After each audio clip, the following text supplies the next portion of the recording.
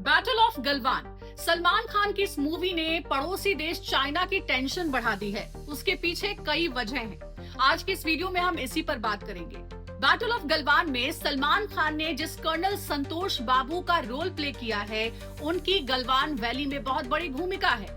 आप सबको याद होगा, जून 2020 में भारत और चाइना के बॉर्डर एलएसी पर गलवान वैली में भारत और चाइना के सैनिकों के बीच झड़प हो गई थी।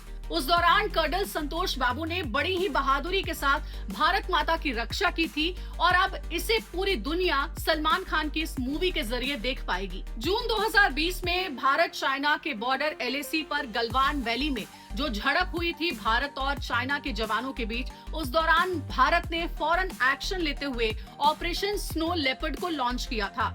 इस ऑपरेशन का मकसद था बॉर्डर पर चाइनीज इंक्लूजन को रोकना और सभी क्रिटिकल हाई ग्राउंड पोजीशंस को सिक्योर करना।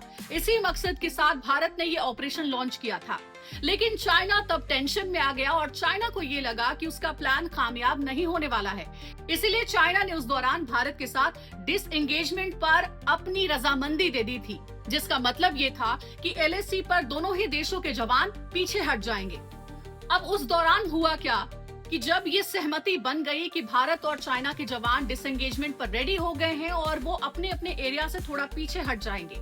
लेकिन जून 2020 की बात है, जब कर्नल संतोष बाबू पेट्रोलिंग पर निकले और उस दौरान उन्होंने देखा कि गलवान वैली के बॉर्डर एरिया पर चाइना ने इस रूल को ब्रेक किया है।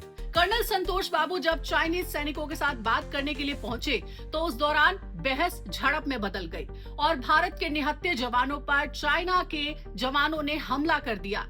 इस दौरान कई भारतीय सैनिकों की मौत हो गई, कई भारतीय सैनिक शहीद हो गए थे और उनमें कर्नल संतोष बाबू भी शामिल थे। लेकिन हैरत की बात यह है कि चाइना के जिन सैनिकों की इस झड़प के दौरान मौत हुई थी, चाइना ने उन सैनिकों की शहादत को एक्सेप्ट ही नहीं किया, जबकि ऑस्ट्रेलियन अखबार ने अपने अखबार में ये प्रिंट किया है कि इस झड़प के दौरान चाइना के कुल 38 जवान शहीद हुए।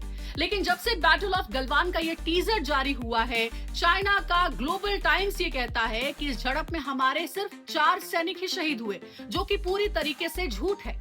अब चाइना इसी बात से डरा हुआ है कि अगर बैटल ऑफ गलवान मूवी के जरिए चाइना का जो दोहरा रवैया है उसका सच अगर सामने आ गया तो फिर वो पूरी दुनिया को क्या मुंह दिखाएगा।